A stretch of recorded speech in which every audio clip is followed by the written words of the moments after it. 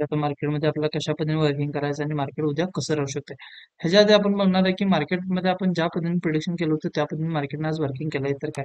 तर एक्झॅक्टली बघा आपलं प्लॅनिंग काय होतं की टाइम फ्रेम 15 मिनिटानुसार आपण एक प्लॅन केलं होतं की मार्केटने जर फ्लॅट ओपन जर केलं तर मार्केटला 31,346 ह्या लेवलपर्यंत यायला पाहिजे आणि जर ह्या दरम्यान आलं तर तुम्ही इथे कॉलला बसू शकता आणि इथून तुम्हाला टार्गेट 51,703 आणि 51,779 तुम्हाला टार्गेट देणार असं मी सांगितलेलं.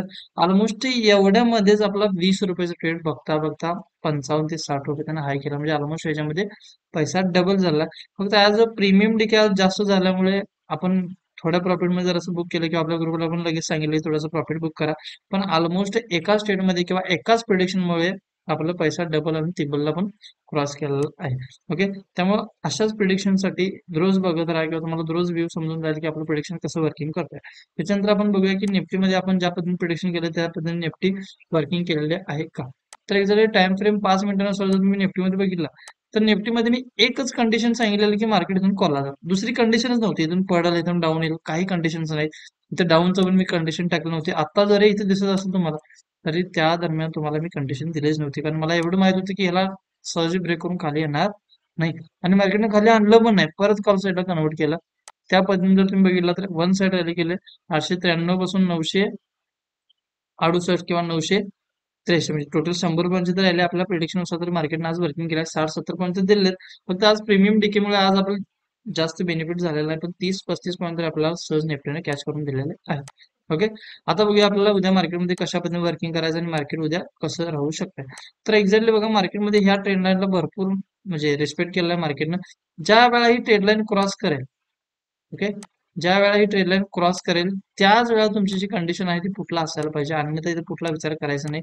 प्लस जर मार्केट इथं आलं तर परत आहे तसं कॉलला कंडिशन आणि ह्याच्यावरती जे लेवल्स आहे एक तर ह्याच्यावरती म्हणजे 25,040च्या जर वरती गेला तरच आपण सी साईडला बसायचं आहे. तुम्हाला मी काल अजून एक गोष्ट सांगितलेली की ही अशी लेवल आहे आणि अशी लेवलला ब्रेक करून नॉट इझी.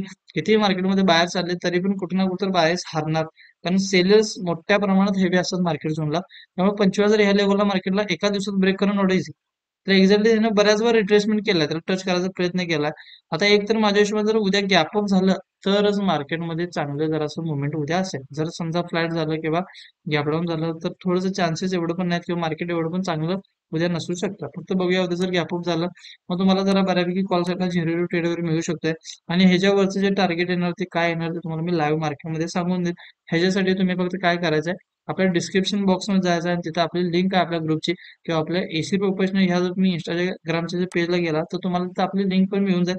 त्या लिंकवर जर क्लिक केला तर तुम्ही आम्ही प्रीमियम ग्रुपला किंवा आपल्या टेलिग्राम ग्रुपला तुम्ही जॉईन होताय. तिथं मी त्या लेवल्स वगैरे सगळ्या गोष्टी सेंड करत असतोय. एक्झॅक्टली मी आज तुम्हाला जर बघितलं तर एक्झॅक्टली बघा मारुतीचा पण मी ट्रेड दिला होता सकाळी जस्ट दिला होता आणि त्या मारुतीच्या ट्रेडनुसार तुम्ही जर बघितला तर तो एका कॅन्डल मध्ये मारुती या टार्गेटने आपलं टार्गेट अचीव्ह करून दिला. एकच लेवल जाते की ह्या झोन बसून एवढं झालं. तुम्ही जर हा ग्राफ बघितला तर एका स्पाइक मध्ये ते मारुती या ग्राफनं आपलं टार्गेट अचीव्ह केलंय. इथून आपलं क्रॉस होतं की इथून मार्केट इथे जायला पाहिजे ते इथे गेलंय.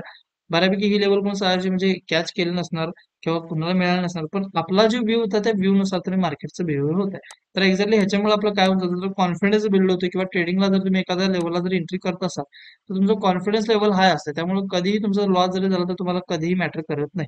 कारण एखादं 2-3 दिवस जर लॉस झाला आणि चौथ्या दिवशी आपण लॉस देऊ वाटत नाही त्याच्यामुळे आपलं फंड झिरो होऊन जातो. त्याच्यामुळे तुमच्याकडे असा सेटअप किंवा अशा सिस्टीम्स पाहिजे त्याच्यामुळे तुमचं वारंवार जर चांगलं मार्केटमध्ये मुवमेंट म्हणा किंवा एखादं प्रॉफिट तरी व्हायला पाहिजे. ओके, दुसरी गोष्ट अशी की जसं आपण इंडियन मार्केटमध्ये चांगल्या पद्धतीने प्रिडिक्शन करतो किंवा जे लेवल ड्रॉ करतो किंवा एखादा ट्रेड देतोय त्याच पद्धतीमध्ये आपण फॉरेक्स मार्केटमध्ये पण ट्रेडिंग करतोय.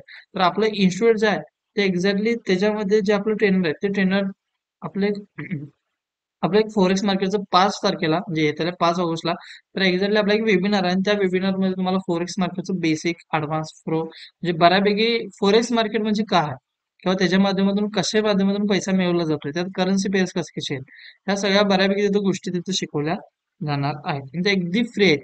त्यामुळं तुम्ही जर करणार असाल त्या फॉरेक्स ग्रुपला आपला जॉईन करा आणि तुमच्या फ्रेंड सर्कलमध्ये आपली ही रील किंवा आपलं हे युट्यूबचं चॅनल त्यांना शेअर करा आणि त्यांना पण सांगा की पूर्ण आपलं फ्री होणार आहे. त्या फ्रीमध्ये तुम्हाला फॉरेक्स मार्केटच्या सगळ्याच गोष्टी समजून येणार आहेत. ह्यासाठी तुम्हाला एकही रुपयाला द्यायची काय गरज नाही. फक्त आपले जे फॉलोअर्स आहेत त्यांच्यासाठी आपण ह्या गोष्टी केलेल्या आहेत. ओके, आता बघूया आपण मार्केटमध्ये कसं वर्किंग करायचं. हा झाला निफ्टी. त्यानंतर बघूया बँक निफ्टीमध्ये कशा पद्धतीने वर्किंग करायचं आणि बँक निफ्टी कसं राहू शकतं.